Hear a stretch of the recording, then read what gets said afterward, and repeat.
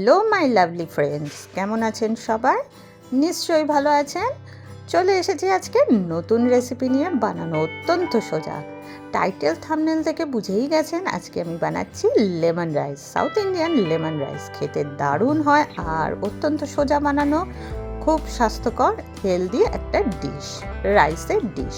ভাতটা আমি আগে তৈরি করে রেখেছি, আপনাদের দেখিয়ে দিলাম। আমি ফোড়নে দেওয়ার জন্য কিছু ইনগ্রিডিয়েন্টস রেডি করে রেখেছি। প্রথমে ঘি গরম করে নিয়েছি, তাতে দিলাম সর্ষে, তারপর দিলাম ভাঙা বিউলির ডাল, আর দিলাম ছোলার ডাল, আর তার সাথে দিলাম সামান্য একটু জিরে।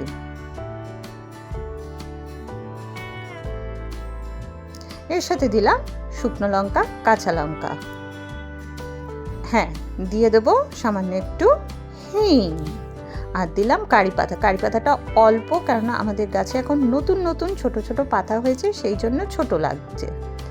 এবার দিলাম কাজু বাদাম, কিশমিশ, আর হচ্ছে চীনা বাদাম। এবার ভালো করে একটু ঘিতে সতে করে নেব হালকা করে। এবার দিলাম পেঁয়াজ কুচি। পেঁয়াজটা অবশ্যই অপশনাল, আপনারা যদি না চান নাও দিতে পারেন। আপনারা যদি চান এর মধ্যে আরও পছন্দ মতন কিছু ভেজিটেবল অ্যাড করতে পারেন, তাহলে এটা আরও স্বাস্থ্যকর হেলদি হয়ে যাবে। এবার দিলাম সামান্য একটু হলুদ গুঁড়ো। আমি কিন্তু পেঁয়াজটা খুব একটা বেশি ভাজিনি, জাস্ট হালকা করে ভেজেছি যাতে কাঁচা গন্ধটা চলে যায়। হলুদ গুঁড়ো দিয়ে দিয়েছি। এবার আমি এখানে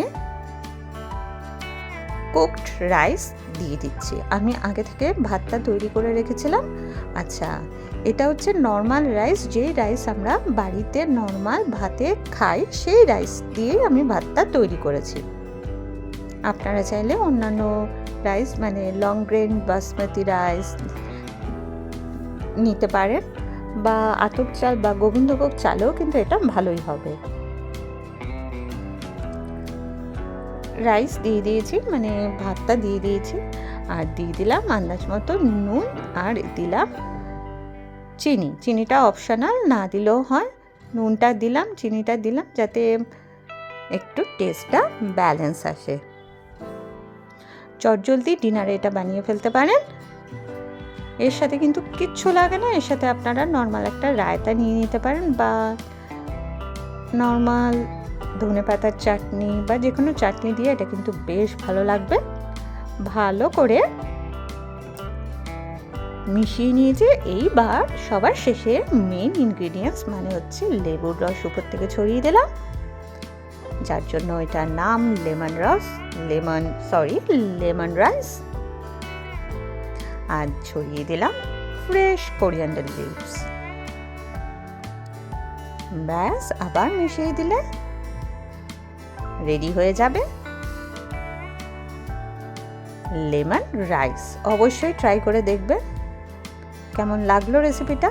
ভালো লাগলে একটা লাইক, শেয়ার, কমেন্ট করবেন। সাবস্ক্রাইব করতে ভুলবেন না। পাশে থাকা বেল অল নোটিফিকেশনটা আছে, অবশ্যই প্রেস করে দেবেন। আজকে আসি, চলে আসবো অন্যদিন একটা নতুন ঝকঝকে রেসিপি নিয়ে। ভালো থাকবেন, সুস্থ থাকবেন, বাই।